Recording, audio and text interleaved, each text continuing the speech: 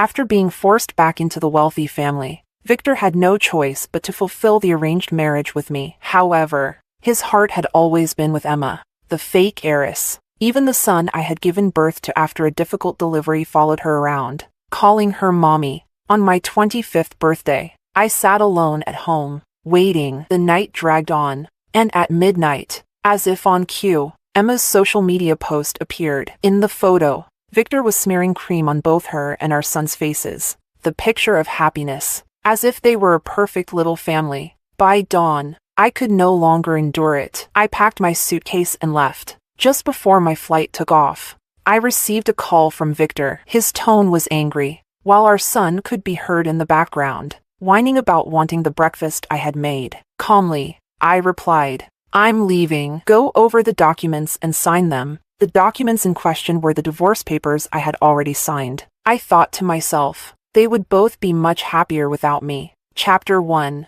On my 25th birthday, I got up as usual to make breakfast. As I sent Victor and our son Lucas off, I hesitated for a long time before finally speaking up. "Today is my birthday. Can you and Lucas come home early?" I knew full well that today was also the birthday of his first love, Emma. Asking Victor to choose between us was akin to humiliating myself, but I couldn't help it. When the doctor issued the critical condition notice, my grandmother, frail and worn, wiped away my tears and softly whispered, "Don't cry, my dear. I promised I'd stay until your birthday. Grandma won't leave before then." I hurried over to the car window before they drove off. Standing just outside, I begged in a hoarse voice, "Just come back for dinner. That's all I'm asking." All I got in return were their identical cold, indifferent faces. The next moment, the car sped away, leaving me standing frozen in place. It took a long time for me to come to my senses. They didn't explicitly refuse, which meant there was still hope. That afternoon, I went to the supermarket and bought all of Victor and Lucas's favorite foods. Afterward, I went to the hospital to pick up my grandmother. By the time the food was laid out on the table, the sky had already darkened. My grandmother carefully took out the gift she had bought for Lucas from her bag, a limited edition toy race car. "Lucas should be here soon," she said, her eyes fixed on the door, eagerly waiting. I tried to persuade her to eat, but she stubbornly refused. "Birthdays are meant to be spent together as a family. We can't start without them." From 7 p.m. to 10 p.m., the food had gone cold, and still, there was no sign of either father or son. I dialed Victor's number again. After countless rejections, the call was finally answered. The first thing that hit me was the sound of laughter and joy on the other end. "Do you need something?" Victor's voice was laced with impatience. I forced a bitter smile. "Grandma's here. Please come home and spend my birthday with me, okay? I'm begging you." "Victor, Jessica, don't forget your place," he sneered. "Today is Emma's birthday. Don't ruin my night." Of course, Emma, the childhood sweetheart he grew up with. And I was nothing but the woman who came back and ruined her life. I stood there, frozen, staring out the glass door of the balcony, meeting my grandmother's worried gaze. How unfilial I must be, I thought. Even now, I'm still making her worry. "Come eat the cake, Victor." Emma's sweet, playful voice rang out on the other end of the line. "The first piece goes to our Lucas, okay?" Then I heard my son's innocent voice. "Thank you, Aunt Emma. You're the best. I wish you were my mommy." My heart tightened, and it felt like a dull, suffocating pain wrapped around my insides. "Jessica," Victor's breath hitched, as if he wanted to say something more. But for me, it didn't seem necessary anymore. I quickly hung up, desperately trying to shut out everything from the other side of the line. I walked back into the living room and met my grandmother's concerned gaze. Weak and pale, I tried to explain. "Grandma, Victor is busy with work, and Lucas had an extra class at his tutoring school." She nodded slowly. As if she believed me, she gently pulled me down to sit with her. We sat across from each other, taking large bites of the birthday cake. The frosting was incredibly sweet, so sweet it made my chest feel tight and heavy. The soft light reflected off her silver hair, like a candle that was burning down to its final moments. "Jessica, you must smile. Be happy," she said with a tender voice. "You are Grandma's treasure." Her voice trailed off, and suddenly, she began coughing violently. In the next moment, the hand that had been gently resting on my cheek fell limp. as if the life had suddenly drained from her. Chapter 2. After Grandma was rushed into the emergency room, I was left sobbing uncontrollably, collapsing helplessly onto the chair in the hallway. Suddenly, my phone lit up with a notification from social media, Emma's latest edited video. On the screen, it was the perfect image of the happy family I had once dreamed of. Lucas's cheerful voice rang out, "Happy birthday, pretty sister." He leaned over and kissed Emma on the cheek. I instinctively reached up to touch my own face. Unlike Emma's well-preserved, radiant appearance, my face, after giving birth to Lucas, was marked by nothing but age and exhaustion. The scene shifted, and there was Victor, a man who was always so serious. But now, his face was smeared with cake, and his eyes glimmered with affection and laughter. So, he wasn't always cold and distant. When Emma was the one beside him, he could be warm, gentle, and full of tenderness. An overwhelming wave of fatigue washed over me, like a rising tide swallowing everything in its path. I turned off the screen. The light above the emergency room remained on, a persistent glow that seemed never-ending. Tears blurred my vision, and at some point, I drifted off into a fitful sleep on the hard bench. In my dream, I was back to the year I was found. At 17, I was wearing shoes with holes in them, trying desperately to hide my worn-out pride and dignity. 17-year-old Victor stood at the top of the stairs in a gray turtleneck sweater, looking like a prince. He looked at me in surprise, asked if I was cold, and led me into the living room. I followed behind him, my heart pounding like fireworks exploding in my chest. But then, Emma appeared, sobbing, and knelt before me. "Jessica, I'll give everything back to you," she cried. From that moment on, the only thing in Victor's eyes when he looked at me was disdain. "Ma'am, we did everything we could. I'm so sorry. You can go in and say your goodbyes now." The nurse's voice pulled me out of the dream. Chapter 3. From leaving the hospital to arriving at the crematorium, everything felt unreal, like I was watching it all happen to someone else. It wasn't until they started pushing Grandma towards the cremation furnace that reality struck. The white cloth was lifted, and the flickering flames illuminated her pale face. It finally hit me, my only family. The one person who truly loved me was gone from this world. Someone who had been so present in my life now reduced to a small box of ashes. I walked out, numb, clutching the box to my chest. When I got home, the housekeeper looked at me, startled for a moment. "Ma'am, why are you back? Didn't Mr. Victor say he was taking the young master on a trip?" I understood immediately. They had taken Emma with them on their little vacation. In the past, I would have lost control, screaming and calling to demand answers. But now, I'm exhausted. I swiftly packed my things. Standing at the entrance of the villa, I turned back for one last look at the place I had called home for the past 6 years. Memories of my first night here with Victor came flooding back. It was our wedding night, but everything was ruined because of a phone call from Emma. Victor had been so anxious that he kicked me out of the car. On the phone, she had been crying, saying she'd been kidnapped. "Victor, I've already given you up to her. Why does my sister still do this to me?" I walked for hours in my high heels, alone, through desolate roads. By the time I reached home, my heels were bleeding profusely. After finally taking a shower and readying myself for bed, Victor barged into the room, furious. It was the first time I had seen him so out of control, as if he was on the verge of losing something precious. His eyes were red, and he demanded answers. "Jessica, I told you that little Emma is my bottom line. How dare you hurt her?" He said Emma's hand was ruined and that she would never be able to paint again. That was the first time I saw him cry. And that night, he forced me under him, moving over me like a machine, devoid of any affection. We were doing something intimate, yet my heart was torn apart, leaving nothing but pain. He refused to kiss me, avoided my face and lips, sinking his teeth into my collarbone as if he wanted to devour me. "Isn't this what you wanted? To be my wife? Is this enough?" His dark eyes, so close, were filled only with disgust and clarity. The way he looked at me then was exactly how he looked at me the year I was brought back into the family, a look that made me feel utterly exposed and humiliated. The sound of a car horn snapped me out of my thoughts. The rideshare driver was waiting. Chapter 4. The train sped forward, and the scenery outside the window rushed past in a blur. After eating a few cups of instant noodles and sleeping for 2 nights, The train entered the western region. Vast green fields stretched out,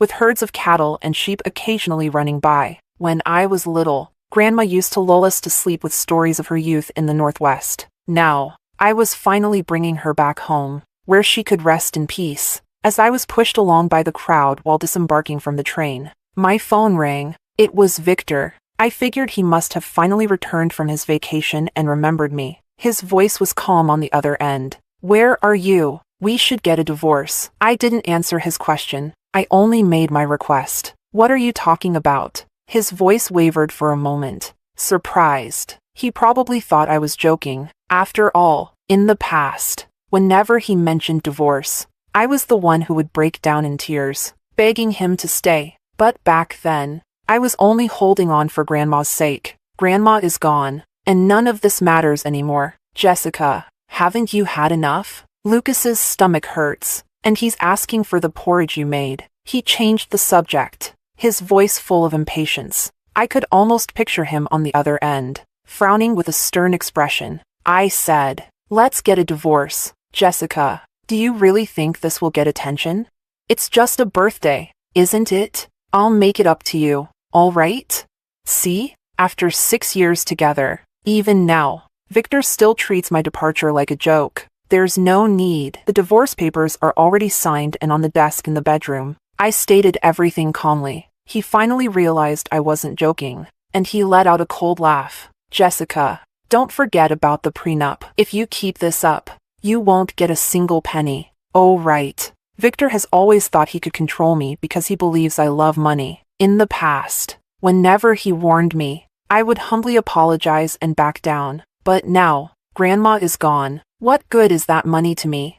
In the past, I naively believed I could move him. I exhausted all my energy trying to warm his heart. I tolerated his excessive behavior for the sake of our child, making excuses for him over and over again, suppressing the bitterness in my heart. But not anymore. Neither of them, father and son, are worth my compromise. I couldn't be bothered to argue with him further and hung up the phone. The world was finally quiet, with only the occasional voice messages from my son. His tone went from commanding at first, to softening, and eventually, to a teary voice. "Mom, what are you doing? Dad is already working so hard. Mom, when are you coming back?"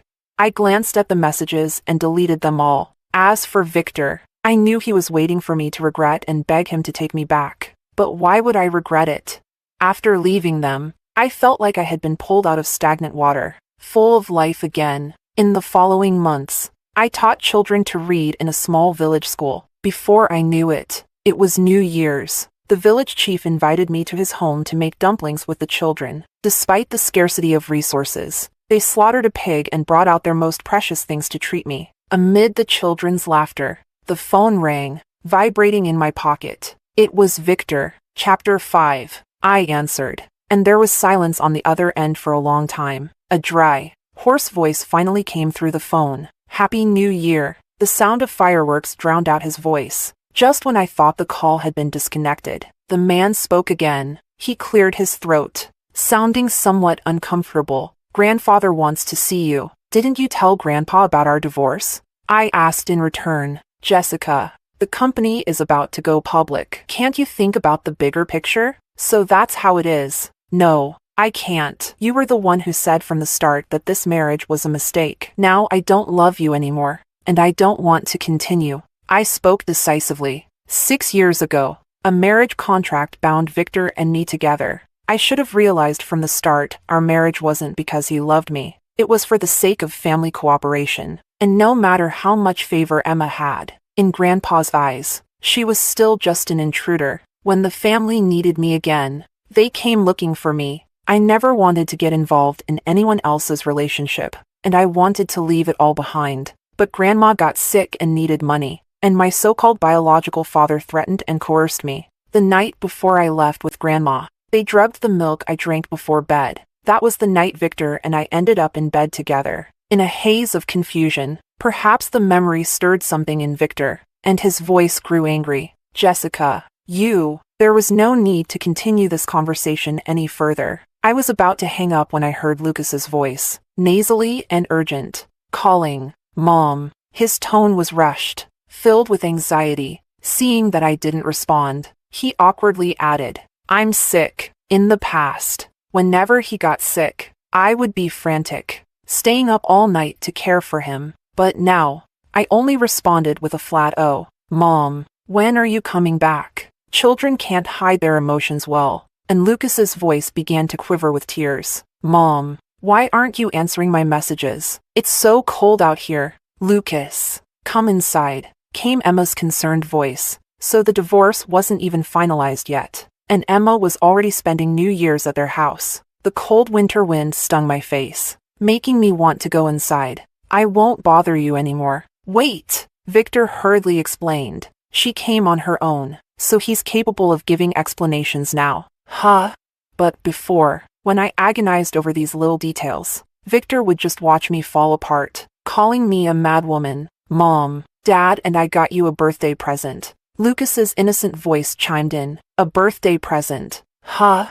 That was half a year ago. I found it while sorting through clothes, tucked inside Victor's suit jacket pocket. It was a necklace, encrusted with gemstones. I thought it was a surprise for me, so I pretended not to know. But I waited and waited. In the end, I only saw it worn around Emma's neck. Back then, perhaps I was heartbroken, wronged, and deeply saddened. But now, when I think back, it feels as if I'm just a bystander, completely at ease. As Lucas cried and complained, all I felt was irritation. First of all, I'm not your mom anymore. And secondly, if you're sick, there are doctors. Coming to me won't help. Chapter 6. Time flew by, and after the spring festival, the children returned to school as usual. During the lunch break, I patiently braided the hair of each little girl, holding their hands and organizing them to go downstairs for lunch. "Teacher, what are we eating today?"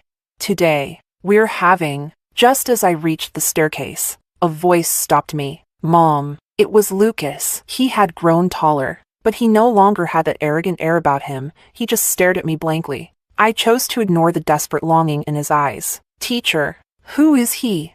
"Don't be silly. She's our teacher, not your mom." A mischievous boy spread his arms wide, blocking Lucas from approaching. Perhaps Lucas had never been treated like this before. His eyes reddened as he looked at me, like a frightened little rabbit. I turned away and led the children downstairs. "Is everyone hungry? Let's go eat first." "Yes."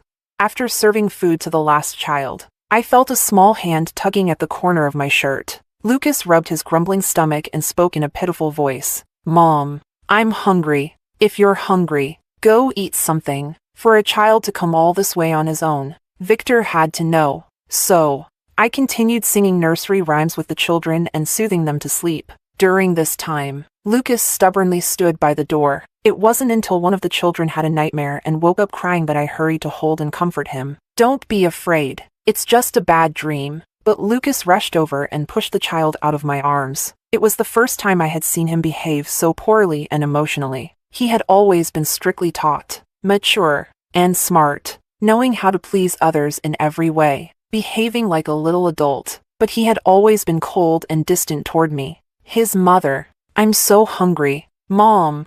He raised his voice and repeated himself, afraid he would wake the sleeping children. I walked over and handed him a bowl of porridge. Lucas's eyes immediately lit up. He took it and started eating quickly with big spoonfuls. But in the past, no matter how much love and care I gave him, it was all ignored. Lucas was born premature. The night I had a difficult labor with him, Victor was abroad, attending an art exhibit with his first love. Having almost lost him, I held my frail baby in my arms and swore to give him the best of everything. I learned all kinds of recipes, just to make sure he had the right nutrition during his growth. No matter what I did, he would only eat a little. His face remained expressionless, neither liking or disliking it. Once he finished eating, I pulled him aside. "Why are you here? Does your family know?"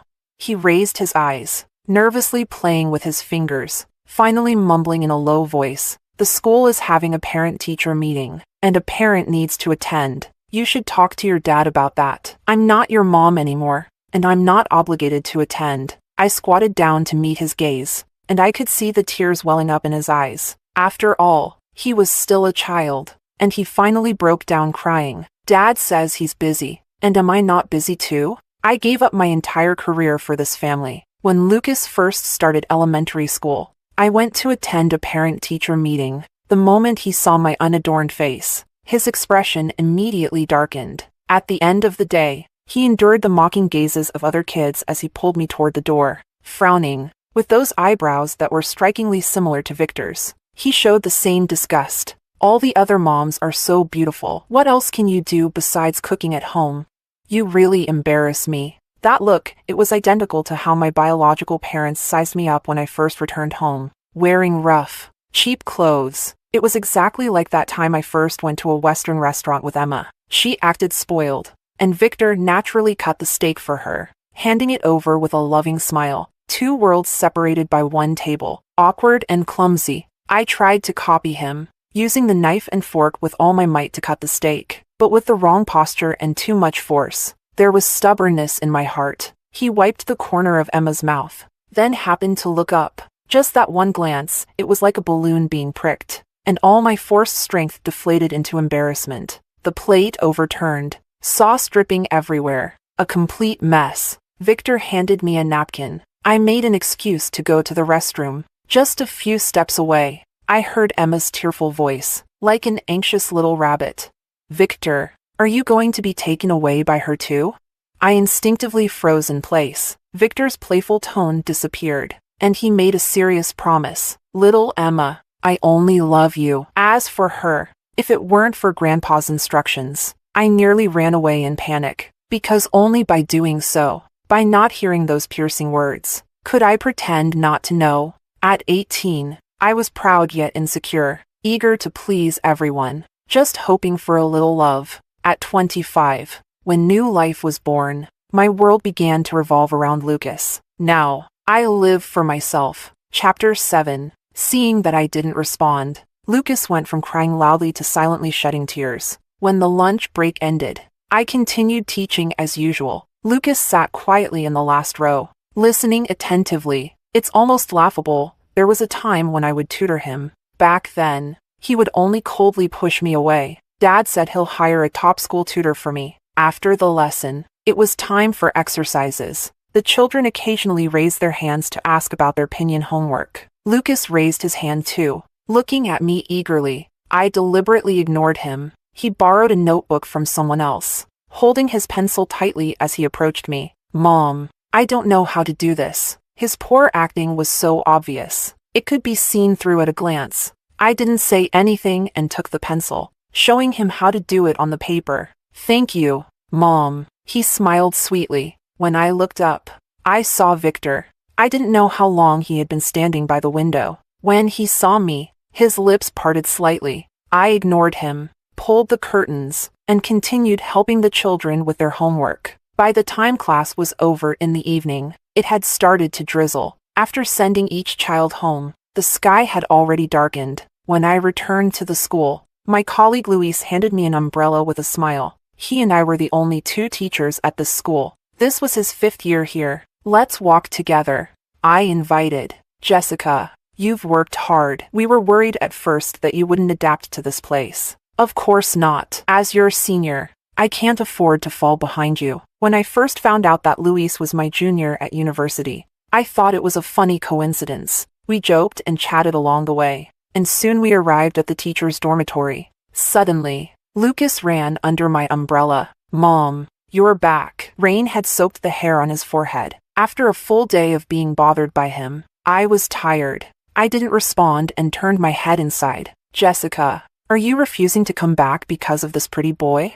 I turned around. Victor had just gotten out of the driver's seat and was standing in the rain. Luis looked uncomfortable because of Victor's words. I responded with a cold smile. Do you think everyone's like you, sneaking around with other women during their marriage? Victor froze at my words, stunned. His emotions began to escalate. You're really going to stay in this dump and abandon me and our son? Jessica, you have to explain yourself to me today. All right. Some things indeed needed to be cleared up. Victor followed me into the dormitory. Father and son looked awkwardly around the cramped room, exhausted after a long day. I poured myself a glass of water. Just as I was about to drink it, a large hand gripped my wrist tightly. He used his free hand to shove his phone in front of me. It was a photo of Luis and me playing with the kids during class. The picture was taken recently when a journalist came to interview us. There was nothing inappropriate in the photo. And so? I looked at him as if he were an idiot. Victor, in a fit of rage, pinned me against the wall. You mean I can only bring it up if I catch you two hugging? How fragile and suspicious he is. Oh, so when it happens to him, it actually bothers him?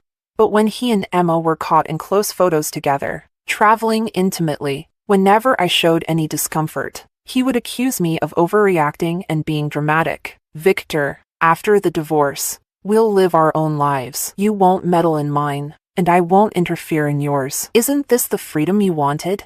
He glared at me, his eyes bloodshot. In the next moment, he flipped me onto the bed, pinning me down. My ankle was touched. He pulled a band-aid from his pocket and carefully applied it to the back of my heel. His movements were quick and precise, so much so that it left me momentarily dazed. You were hurt. At this distance, I could smell the scent of his clothes. The pine-scented cologne tickled my nose, making me sneeze. Are you sick? He asked, genuinely concerned, but it was like talking to a wall. We were together for 6 years, and every time I asked him to change his cologne due to my allergies, he ignored me, because Emma liked it. Victor never changed it. So now, I didn't need the superficial concern either. Get out. After kicking them out, I finally got a good night's sleep. Chapter 8. For the next 2 weeks, Victor didn't leave. Sometimes he would sit in front of his laptop, working. One night, I heard a knock on my door again. Mom, I'm scared of the thunder. It was Lucas. In the past, whenever it rained, I would hold him and soothe him to sleep. But this time, I ignored him. With Victor around, he would naturally take care of the child. But the next morning, when I opened the door, I found Lucas still standing there, holding his small pillow. When he saw me, he sniffled. After a few days here, Lucas was no longer the clean and tidy boy he used to be. His clothes were wrinkled, and there was dust on them. He looked utterly pitiful. I knelt down and told him, Victor taught you this, didn't he? Playing the sympathy card won't work. Crying and whining won't get you anywhere. What would a child know? If it wasn't for the adults suggesting it, how would he even think of doing this? Furious, I dragged Lucas back to Victor, because Victor's company sponsored the elementary school. He was quite popular here. The village chief arranged for him to stay in the best house. When I entered, the light bulb was on, casting a dim, orange glow. Victor was on the phone, frowning as if something wasn't going well. When he saw us, he rubbed his temples and immediately hung up. There's an issue at the company. Lucas will stay with you for now, I said bluntly. Take care of your son, and don't let him bother me again. Lucas immediately started crying and throwing a fit when he heard my words. Refusing to leave. I used to feel sorry for you, but not anymore. Tears only matter to those who care about you. In the end, Victor, growing impatient, urged them into the car. I thought that would be the last I saw of them, but during class, I received a call from Victor's grandfather. He sounded anxious. Jessica, has anything happened to Victor and Lucas? I heard there was a landslide. Grandpa had been kind to me, and his only beloved grandson was here. At this moment, I couldn't bring myself to tell him about the divorce. I simply reassured him, don't worry, Grandpa. Out of gratitude for his kindness, I went to check on Victor. As soon as I stepped into the village clinic, I saw Victor lying on a stretcher. The moment he saw me, he tried to get up. Jessica, I knew you still cared about me. I pressed his shoulder down. If you don't want to die, don't move. Where's the doctor? There was only one doctor, who was busy tending to other injured people. I grabbed some gauze and started bandaging the bleeding areas. Are you a doctor? Someone asked curiously. I got injured on the mountain once. My leg was almost broken, but I fixed it myself. Even the doctor was surprised. I joked with a smile. It happened during Victor's company retreat. After dropping my son off at kindergarten, I rushed over, only to see Emma sitting in the passenger seat. They were laughing about something funny. That whole day, I was stranded on the mountain, injured. When Victor arrived, the first person he carried on his back was Emma. His voice was filled with concern, overflowing with tenderness. It's okay now. Don't be scared. He gently patted her back, comforting her. Emma cried out in pain. I stood quietly to the side. So quiet I was almost invisible. Victor seemed to only just notice my presence. For a moment, he looked conflicted, but when he heard Emma's muffled groan, he quickly made a decision. I'll carry her down first. Jessica, hang in there. He hurried down the mountain, never once looking back at me or noticing how pale I was from blood loss. Hang in there. In his eyes, I was always the one to be abandoned. I didn't feel the same sense of hurt and grievance as before. Now, the nurses around me were amused. I've never seen a patient so good at healing themselves. You might just take my job, one joked. I casually responded to the doctor, remaining calm. Only Victor's face grew darker and darker. Finally, with a hoarse voice, he spoke. You were hurt back then? I didn't know. I thought you weren't seriously injured. I cut him off. It's all in the past. You asked me why I can't forgive you. I'll tell you now, every time you chose to abandon me. As I spoke, Victor's face turned whiter and whiter. Chapter 9. The family soon sent someone to pick up Victor. Lucas cried out, Mom, come home with us. Of course, I had to go back to finalize the divorce. Since I couldn't communicate with Victor, I would speak with Grandpa instead. Grandpa, it's time for this marriage between Victor and me to end. You know, a forced marriage will never be sweet. Hearing my words, Grandpa began coughing violently. Jessica, did that boy do something wrong to you? Grandpa immediately grabbed his cane, ready to strike him. You little brat, did you wrong her?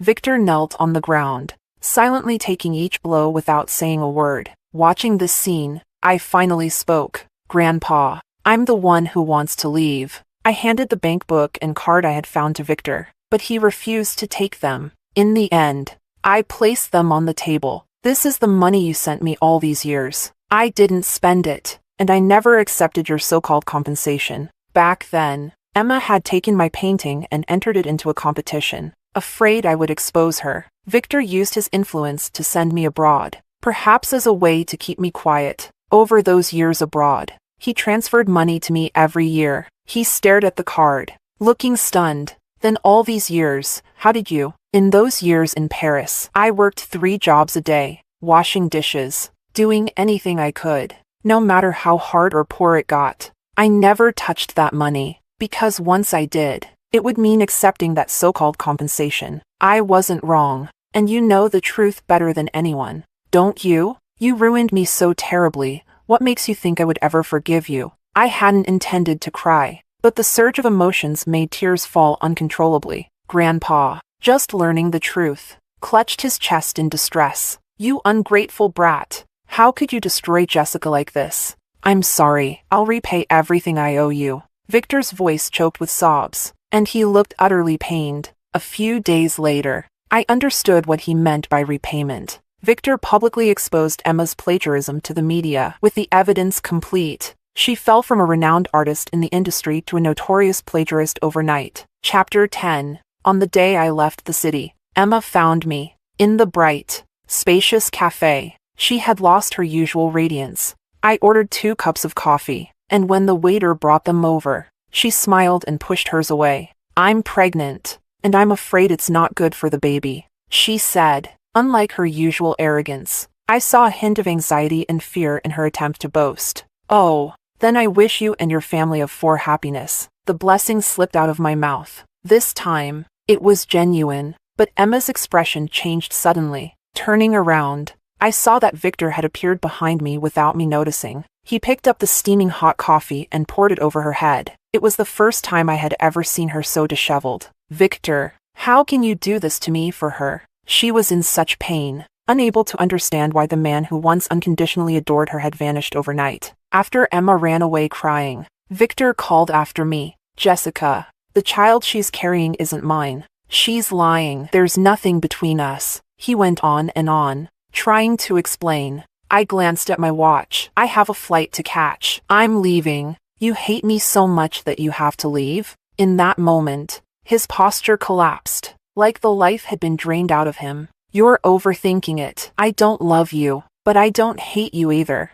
I cut him off sarcastically and got into the car. Victor's car annoyingly trailed behind mine the whole way. When I was about to pass through security, I saw him standing at the departure gate with Lucas, frozen in place. A passerby asked to borrow a pen, and I casually handed one from my bag. No need to return it. Thank you. He rushed off, excited and hurrying to catch his flight. Victor's expression darkened because that pen had once been a gift from him. It was back when he was going abroad to attend a summer camp. The traffic was terrible, so I got out of the taxi and ran the rest of the way. Sweat drenched my back. I saw my reflection in the glass. My first attempt at makeup was now completely ruined. Emma, looking polished and flawless, walked over, glancing at my disheveled appearance. Why are you just getting here? The flight was moved up. Didn't Victor tell you? Urged by his grandfather. Victor handed me something hastily. It was just a postcard with a few words, to Jessica. Victor's expression was awkward, and I knew he hadn't prepared anything for me. I smiled and said, "Thank you, I like it." A flicker of complex emotion crossed his eyes, but I didn't pay attention. What was he upset about? Why does it matter if I give away the pen he casually gave me? As the plane took off and passed through the clouds, everything on the ground became small, just like the past, now left completely behind. Epilogue. After Jessica left, Victor found her journal in the trash. He realized how she had lived in France all those years. Over time, she had gone from a budding artist to making a name for herself in the art world. Strangely enough, even though Victor had plenty of money and time, he no longer dared to seek her out, because she had once said, "Can you please stop bothering me?" The most out of control he ever felt was when he rushed to the mountains overnight. But he lingered at the door, watching as she laughed and smiled at someone else in a way she had never smiled with him, a happiness she had never had around him. She had painted her experiences there and sold the paintings, donating the proceeds to the children in the mountains. He was the buyer behind the scenes. The village chief had once invited him, saying they wanted to thank him. That day, Victor nervously waited, but when he saw her walking out alongside Luis, he cowardly ducked back into the car. "Where's the buyer?" he heard her ask. "He just left," the village chief explained. Outside, the wind and rain were heavy, the air misty. As Lucas grew older, he continued to write letters to her relentlessly. The mountain roads were long, and it took a month for them to be delivered. He would share his life with her. "Mom, I'm doing my homework well. Mom, I started learning piano today." His handwriting evolved from clumsy and crooked to neat and tidy. But not once did he receive a response. The night before Jessica's art exhibition in France, Victor canceled all his meetings. It was an important negotiation, and even his friends called him crazy. He simply asked his secretary to book 2 plane tickets. He and Lucas flew to Paris overnight. It was a snowy day. The street lights flickered on. The man stood silently in the snow, covering the boy's mouth. They were standing in the corner, facing the glass window. Inside was the painting, depicting a family of 3, all smiling brightly. So this is how it was. So this is how it is. His heart felt like it had a gaping hole, with a blizzard sweeping through it. From then on, the person he loved was gone, like the morning clouds, never to be found again.